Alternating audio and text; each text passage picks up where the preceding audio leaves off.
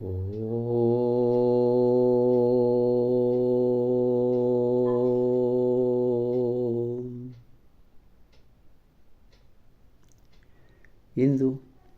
February 14ನೇ ತಾರೀಕು. Today is ours ಈ ಪುಸ್ತಕದಲ್ಲಿರುವಂತಹ ಒಂದು ಶ್ರೇಷ್ಠ ಬರಹವೇ. ಶಿರೋನಾಮೆ being ambitious.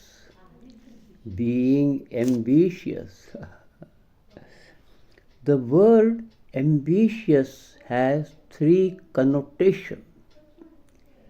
First, one can be ambitious to attain the only true goal in life, the salvation of one's soul, and to help others attain the same goal.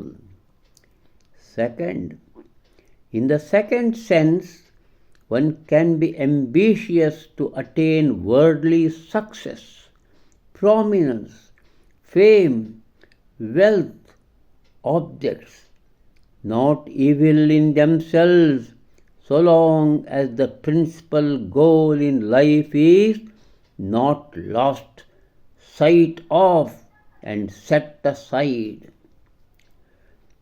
Third, in the third sense, one can be ambitious to attain success in the world as the sole object in life. Therefore, to the exclusion of all thought of welfare of the soul. Everybody is endowed with the fund of ambition. It is necessary to direct this tendency first and foremost toward the goal of sanctity.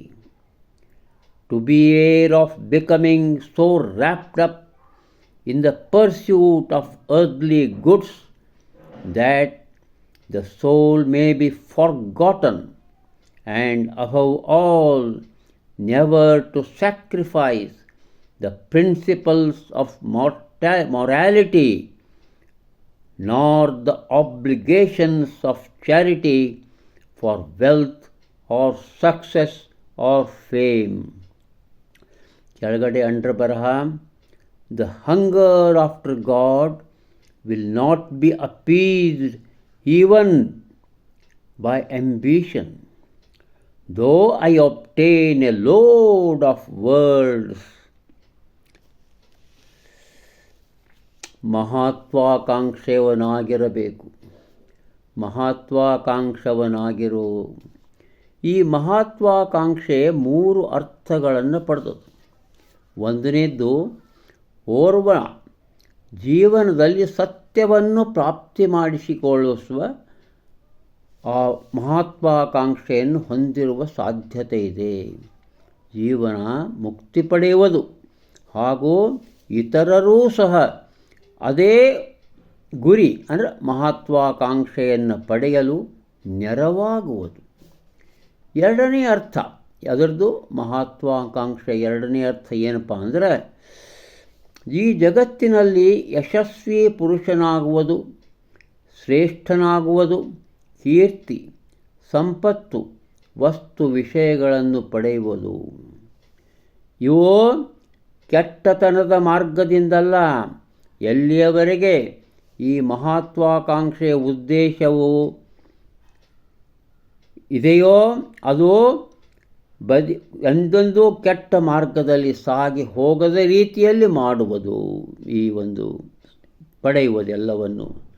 ಮೂರನೆಯದರರ್ಥ, ಜಗತ್ತಿನಲ್ಲಿ ಯಶಸ್ಸು ಪಡೆಯುವುದೇ ಅವನ ಏಕಮೇವ ಉದ್ದೇಶ. ಇಲ್ಲಿ ಉಳಿದೆಲ್ಲವೂ ಗೌಣ.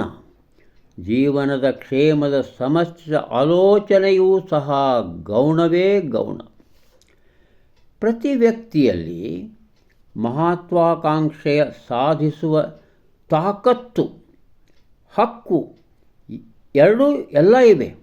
ಈಗ ಈ ಪ್ರವೃತ್ತಿಯನ್ನು ಮೊದಲನೇದಾಗಿ ಅಷ್ಟೇ ಅಲ್ಲ, ಪ್ರಮುಖವಾಗಿ ಆ ಪವಿತ್ರತೆಯತ್ತ ಸಾಗುವ ರೀತಿಯಲ್ಲಿ ಇರಿಸತಕ್ಕದ್ದು. ಅಂದರೆ ಜಗತ್ತಿನ ವಸ್ತು ವಿಷಯಗಳಷ್ಟೇ ನಿಮ್ಮನ್ನು ಮುತ್ತಿಕೊಂಡಿರಬಾರದು, ಆತ್ಮನನ್ನು ಮರೆತು ಬಿಡುವಷ್ಟು. ಇನ್ನೂ ಹೆಚ್ಚು ಒತ್ತು ಕೊಟ್ಟು ಹೇಳಬೇಕೆಂದರೆ ಎಂದಿಗೂ ನೀತಿ ಧರ್ಮವನ್ನು ತ್ಯಜಿಸಕೂಡದು. ಅಷ್ಟೇ ಅಲ್ಲ, ಧಾರ್ಮಿಕ ಋಣಗಳನ್ನು, ಕೃತಜ್ಞತೆಯನ್ನು, ಉಪಕಾರವನ್ನು, ಹಣ ಗಳಿಸಲು, ಯಶಸ್ಸು ಪಡೆಯಲು, ಕೀರ್ತಿ ಗಳಿಸಲು ಬಿಡಕೂಡದು. ಇವನ್ನ ಬಿಟ್ಟು ಇದರಿಂದ ಬೆನ್ನು ಹತ್ತಬಾರದು. ಇನ್ನು ಕೆಳಗಡೆ ಅಂಡ್ರ ಬರಹ, ನಾನು ಜಗತ್ತಿನ ಎಲ್ಲ ಸಂಪತ್ತುಗಳನ್ನು ಪಡೆದಾಗಲೂ ಸಹ ದೇವರನ್ನು ಕುರಿತು ಹಸಿವೆಯೋ ಆ ಮಹತ್ವಾಕಾಂಕ್ಷೆಯು ತೃಪ್ತಿ ಪಡೆಯದು. ಮುಖ್ಯ ಇರೋದು ನನಗೆ ದೇವರನ್ನು ಪಡೆಯುವ ಮಹತ್ವಾಕಾಂಕ್ಷೆಯೇ, ಅದೇ ನನಗೆ ಸಮಾಧಾನವನ್ನು ನೀಡುತ್ತದೆ ಅಂತಾರ ಗುರು ನಾನಕ್ ಅವರು. ನಮಸ್ಕಾರ.